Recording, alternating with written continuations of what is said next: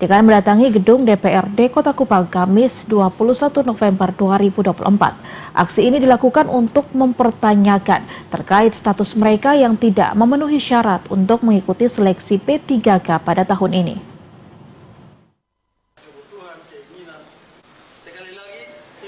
Aksi ini dilakukan untuk memperjuangkan aspirasi dari tenaga honorer kependidikan yang telah mengabdi selama puluhan tahun ini. Mereka berharap pemerintah Kota Kupang dan DPRD Kota Kupang dapat mengusulkan agar pemerintah pusat dapat membuka formasi bagi mereka untuk mengikuti seleksi tes P3K pada gelombang berikutnya. Hal ini terjadi karena pada pendataan non-ASN kependidikan gelombang pertama dan kedua, berkas mereka dinyatakan tidak memenuhi syarat.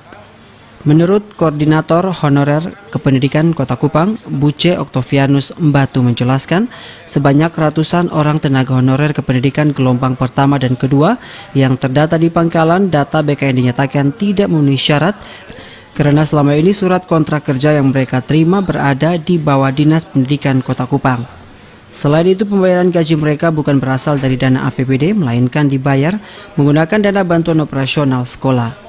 Sedangkan dari pendataan non-ASN kependidikan yang bisa diakomodir untuk mengikuti seleksi P3K harus berdasarkan SK Kepala Daerah dan pembayaran gaji berasal dari dana APBD.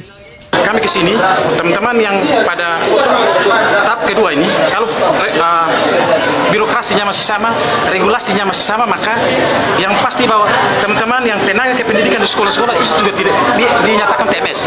Sehingga kami minta kalau bisa, pemerintah, dalam hal ini pemerintah Kota Kupang, BKD harus membuka formasi untuk teman-teman yang ada di gelombang kedua. Itu. Yang ketiga, kami semua teman-teman yang hadir di sini, kalau bisa kami diperjuangkan untuk kalau bisa ada gelombang ketiga untuk kami. Sementara itu, Kadis Pendidikan dan Kebudayaan Kota Kupang, Dumul Jami, membenarkan bahwa adanya tenaga honorer kependidikan yang dinyatakan tidak memenuhi syarat dalam pendataan non-ASN. Ia juga telah mengadakan rapat bersama tenaga guru non-ASN kependidikan dan untuk sementara ini sedang melakukan komunikasi dengan Komisi 4 DPRD Kota Kupang.